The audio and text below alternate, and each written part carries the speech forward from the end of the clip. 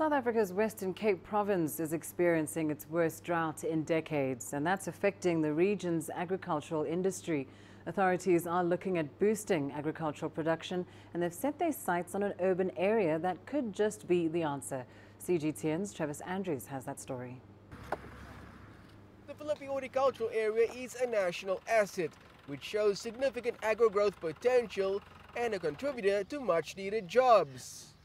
That's the basic crux of a new agricultural economic study conducted by Indigo Consulting, which shows that the PHA's unique combination of climate, soil and water is unmatched by any other agricultural zone within 120 kilometers. It shows that there is a competitive edge compared to vegetable farming in other areas of the province. That competitive edge is the cooler climate in the height of the season when the most production is needed, so that you have an advantage there. They've got average of 3 and sometimes 4 crop turnovers a year, which other areas don't have. That also includes proximity to market, which makes it an increasingly sustainable and profitable agricultural zone to complement the demand for produce needed at prices most can afford.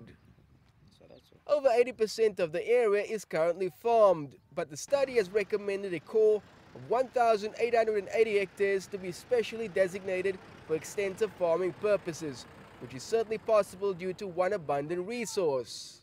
In terms of its environmental significance, because it lies over the Cape Flats aquifer, which has the greatest groundwater potential, and it therefore serves as a natural recharge zone, and it means that the water, and also has the water with the best water quality for agriculture.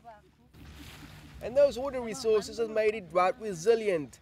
And even though the rest of the agricultural sector dropped by 20% output, the PHA remained steady throughout. But other challenges do exist.